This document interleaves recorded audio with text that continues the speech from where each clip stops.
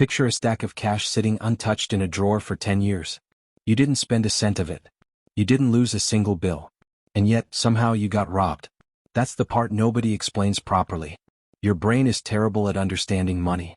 Not because you're bad at math. Because of how money is designed to be understood. Your brain sees numbers going up and reads that as good news. Always. Even when the truth underneath those numbers is the opposite. This is called money illusion. And it might be quietly shaping every financial decision you make. Let's go back to the start.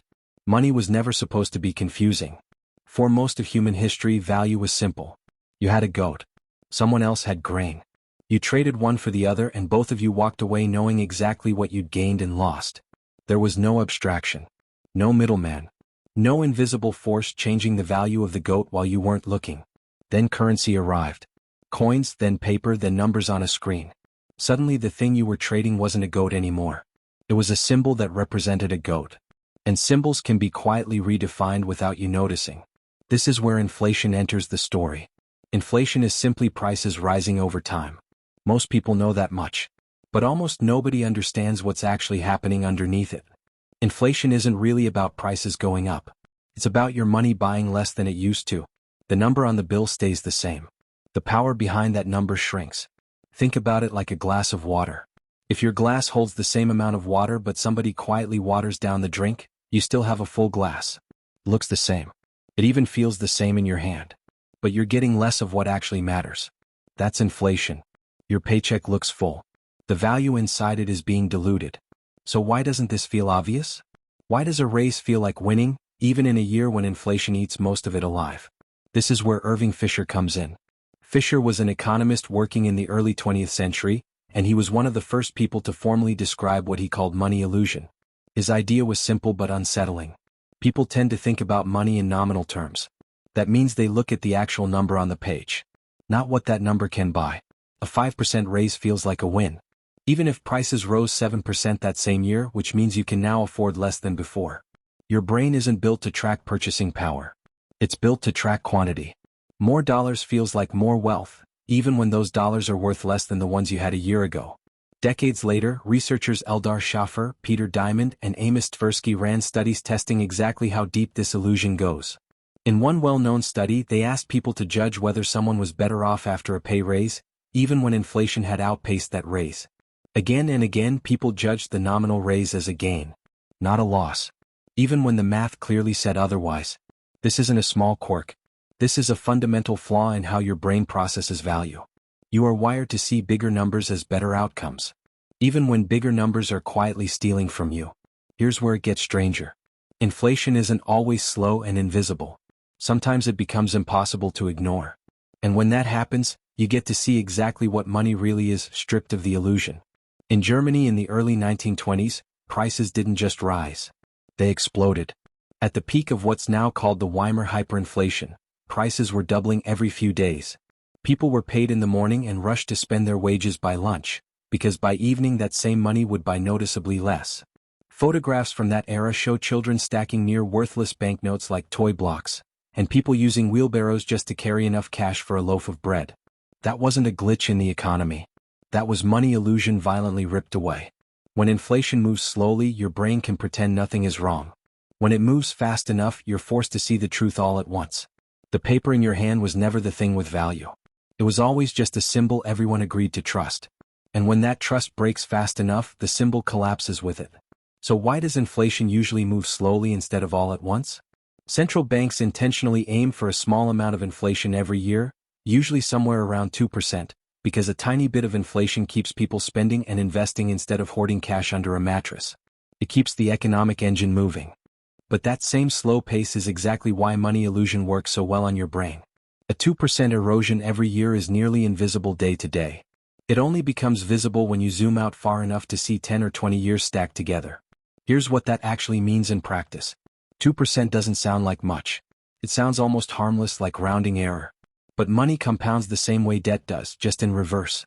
Run that 2% forward for 30 years, the length of an average career, and the dollar you earn on your first day of work has lost roughly half its purchasing power by the time you're thinking about retirement.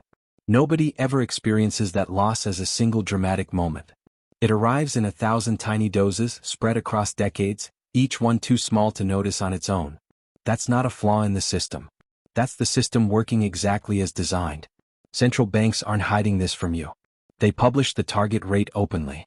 The illusion isn't a secret. It's just easy to ignore because nothing about a small number ever feels urgent in the moment you see it. This is the twist most people never think about. Inflation isn't just an economic statistic happening somewhere out in the world. It's something actively working against your own perception, every single day, and you were never given the tools to notice it happening. There's a more recent example that shows this same illusion playing out in real time, just slower than Germany in the 1920s. In Venezuela during the 2010s, inflation climbed so high that the government eventually had to issue banknotes in the millions just to keep up with collapsing purchasing power. Economists tracking the crisis described people doing something almost unthinkable. Weighing cash on scales instead of counting it, because counting it took longer than the money was losing value. A stack of bills that could buy groceries in the morning sometimes couldn't buy the same groceries by the afternoon. Most people watching from the outside assumed this was simply printing too much money. And that's part of it. But the deeper lesson is the same one Fisher pointed at decades earlier, just turned up to an extreme volume. The number on the bill is not the thing with worth. The shared belief behind that number is.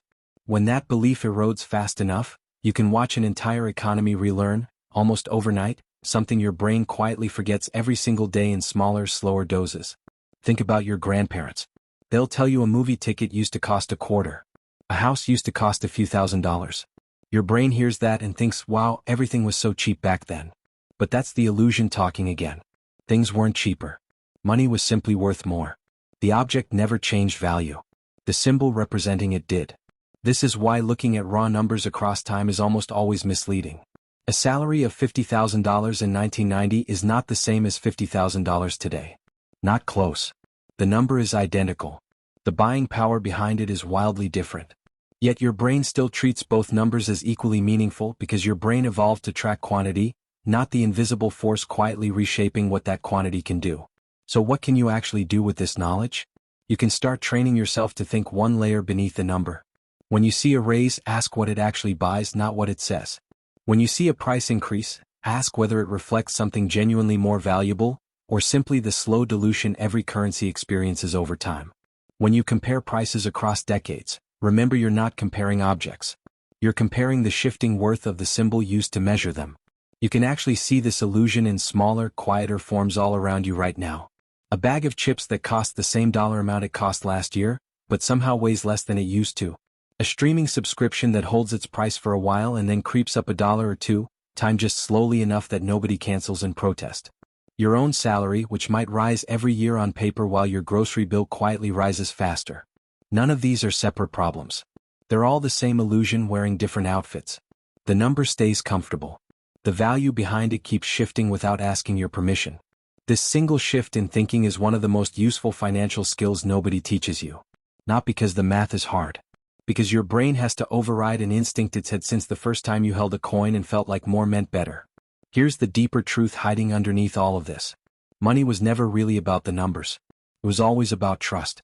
Trust that the paper in your wallet represents something real. Trust that everyone around you accepts the same illusion you do. The moment that trust wavers, even briefly, you can see straight through the illusion to what was always there. A shared agreement. Nothing more. And maybe that's not something to fear. Maybe it's just something worth seeing clearly. The goat for grain trade your ancestors made thousands of years ago wasn't more honest because it was simpler. It was more honest because nothing stood between the object and its worth. Every layer added since then, coins, paper, numbers on a screen, made trade faster and easier, but it also made it easier to lose track of what you actually have. You're not failing at math when a raise doesn't feel like enough, or when last year's grocery bill seems impossibly cheap in hindsight. You're just running into a gap your brain was never built to close on its own. Picture that same stack of cash, still sitting untouched in that same drawer 10 years later. Nobody broke in. Nobody took a single bill. And yet you were robbed the entire time, slowly, quietly, by the one thief your brain was never trained to notice.